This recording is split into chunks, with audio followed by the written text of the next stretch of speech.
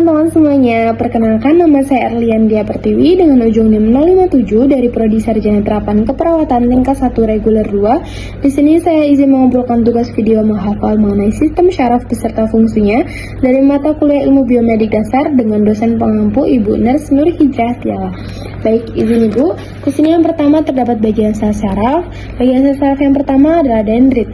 Fungsi dari dendrit yaitu untuk menerima impuls syaraf yang masuk dari sel syaraf lain lalu meneruskannya ke badan sel.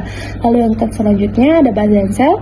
Badan sel ini berfungsi untuk mengelola impuls syaraf yang masuk dan meneruskannya ke akson.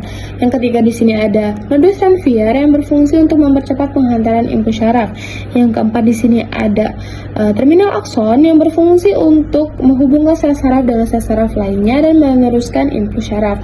Lalu yang selanjutnya di sini ada nukleus yang berfungsi untuk mengatur ke seluruh kegiatan sel syaraf. Selanjutnya di sini ada akson yang berfungsi untuk meneruskan impuls dari badan sel ke sel syaraf lain atau jaringan lain.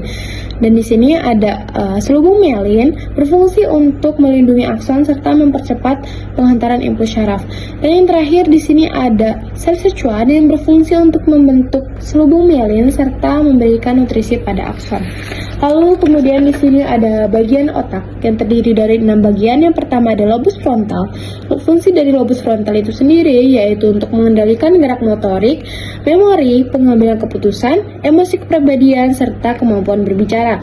Lalu selanjutnya di sini ada lobus parietal yang berfungsi untuk memproses informasi sensorik seperti sentuhan, nyeri, rasa sakit, dan tekanan. Lalu yang kemudian selanjutnya ada lobus temporal yang berfungsi atau bertanggung jawab untuk memproses pendengaran, lalu memori serta mengenali wajah. Yang selanjutnya di sini ada lobus occipital. Lobus occipital ini berfungsi untuk memproses informasi yang masuk dari mata seperti mengenali objek dan warna. Selanjutnya di sini ada cerebellum atau otak kecil yang berfungsi untuk mengatur koordinasi keseimbangan gerak serta postur. Dan yang terakhir di sini ada spinal cord atau sumsum tulang belakang. Spinal cord ini berfungsi untuk menghubungkan otak dengan seluruh tubuh, menyampaikan sinyal syaraf serta mengendalikan refleks. Selanjutnya di sini ada cranial nerve.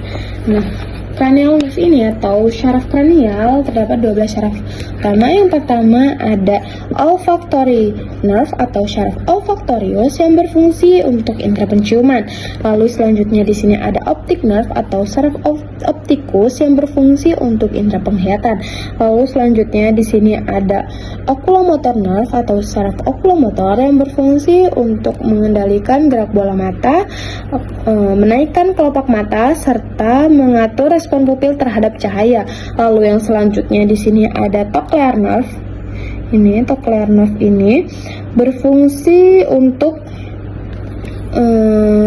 mengendalikan atau menggerakkan bola mata ke bawah dan ke samping. Lalu selanjutnya di sini ada trigeminal nerve, memiliki 2 fungsi. Yang pertama ada sensorik seperti sentuhan, suhu, dan nyeri pada wajah, dan motorik untuk mengendalikan otot-otot ekspresi wajah. Lalu yang selanjutnya di sini ada abducens nerve. Abducens nerve yang ini.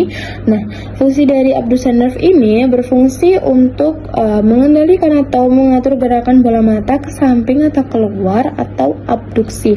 Lalu yang selanjutnya di sini ada facial nerve atau syaraf facialis yang berfungsi untuk memiliki 2 fungsi. Yang pertama ada sensorik yaitu untuk indera perasa di lidah bagian depan. Lalu yang motoriknya berfungsi untuk mengatur otot-otot ekspresi wajah.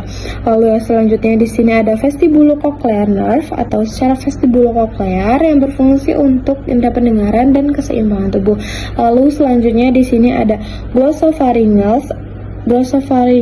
nerve atau syaraf glossopharyngeal yang berfungsi untuk indera perasa di lidah bagian belakang, gerakan menelan serta mengontrol kelenjar ludah. Lalu yang selanjutnya di sini ada vagus nerve Vagus nerve ini berfungsi untuk mengendalikan organ dalam seperti jantung, sistem pencernaan, dan paru-paru. Lalu selanjutnya ada accessory nerve yang berfungsi untuk mengontrol pergerakan otot leher dan bahu.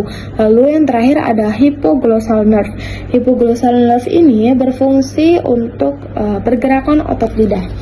Lalu yang selanjutnya, yang terakhir di sini terdapat spinal nerve atau syaraf spinal yang terdiri dari 15 pasang dan satu syaraf yang tidak berpasangan.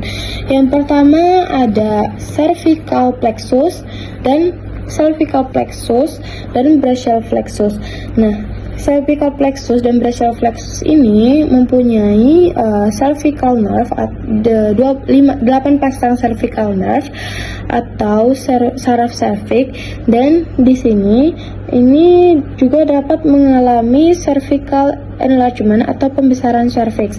Lalu yang selanjutnya di sini ada syaraf interkostal atau intercostal nerve, dan dia di sepanjang ini dia memiliki 12 pasang saraf thoracic atau thoracic nerve.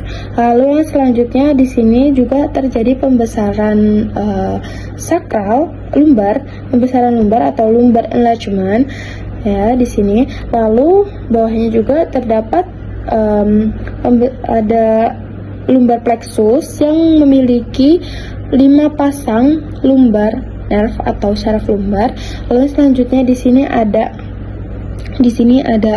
sacral plexus yang memiliki 5 pasang sacral nerve, dan yang terakhir di sini ada cauda equina yang memiliki satu syaraf utama yaitu coccygeal nerve. Baik, sekian video hafalan dari saya ucapkan terima kasih and bye bye.